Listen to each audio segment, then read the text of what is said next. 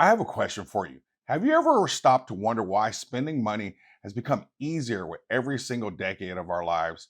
Seriously, I really want you to think about this.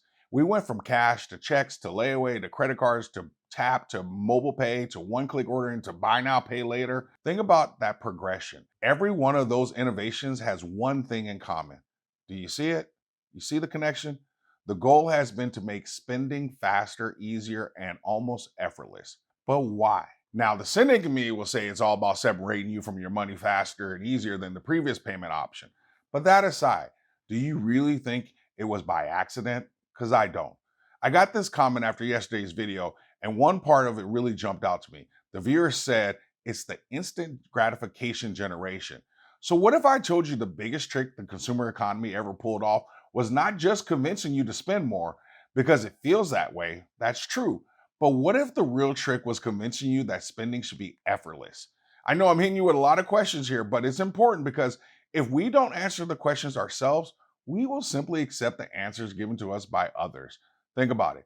We don't even say that we're paying anymore. We talk about tapping, clicking, swiping, and checking out.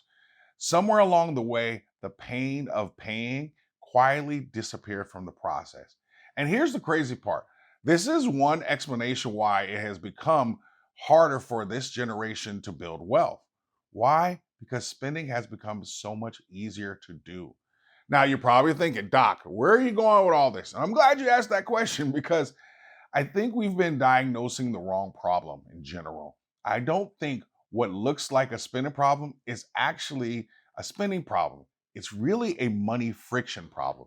I know some of y'all saw that phrase in the thumbnail and thought, Doc, what the heck is money friction anyway? We've all heard of money management, money mindset, cash flow, all those things. But money friction, well, that's something different. And I'm going to go somewhere different with it. And just stick with me because I believe understanding this one concept can completely change the way you look at spending forever. When I was building the Stackers Bridge framework, I wasn't trying to create another budgeting system. I was trying to answer one question. Why do people know exactly what they should do with money, but consistently do something different? That's the river I wanted to help people cross from knowing to doing. And what I actually found actually kind of shocked me, opened my eyes a little bit because what looks like a spending problem on the surface is actually something much deeper.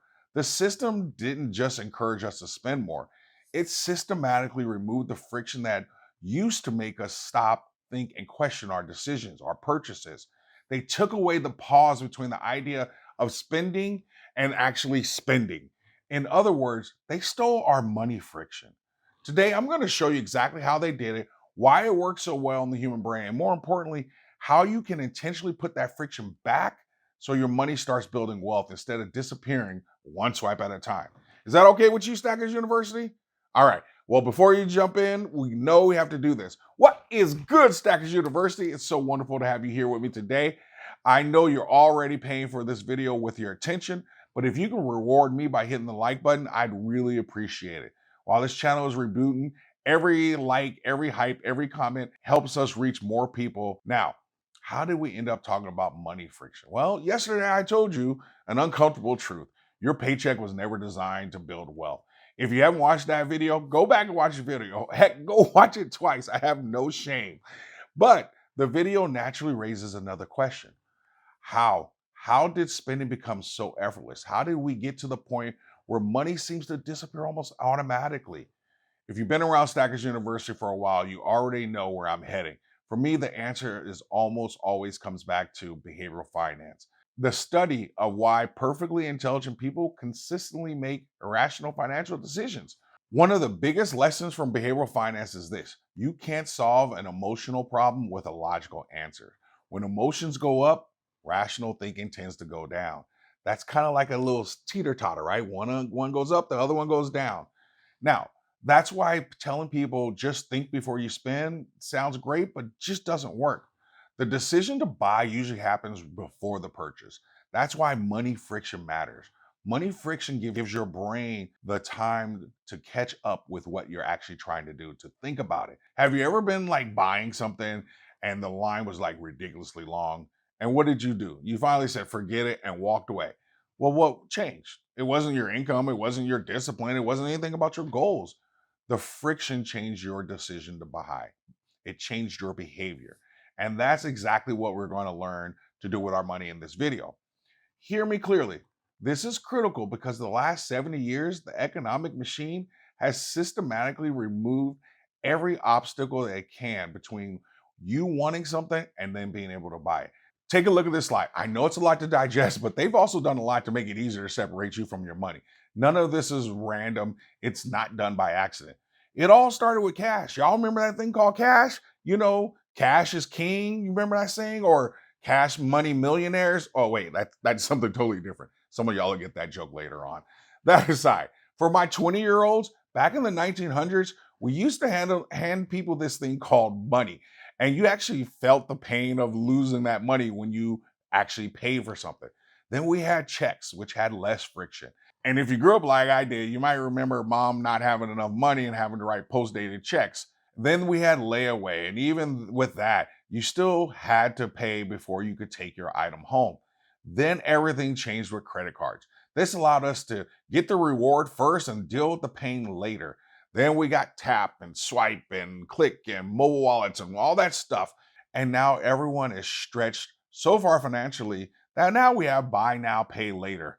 Every innovation has made spending easier. Now, I know it was framed as making life more convenient, but every innovation actually removed another pause, which took away your chance to say, do I really need this?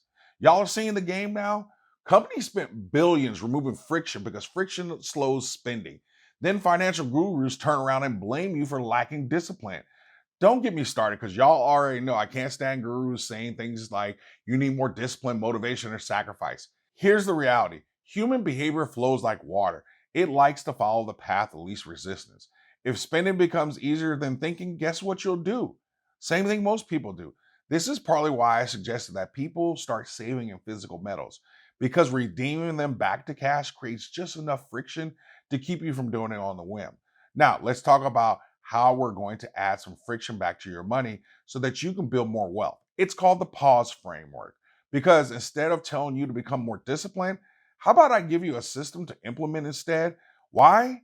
Because systems are more powerful than discipline. A good system makes the right decision easier and the wrong decision harder. Let me say that again for the people in the back. A good system makes the right decision easier and the wrong decision harder. The P.A.U.S.E framework is very simple. P stands for physical friction, and it is about slowing down the purchase. My favorite approach is, other than necessities like gas and groceries, start paying cash for everything.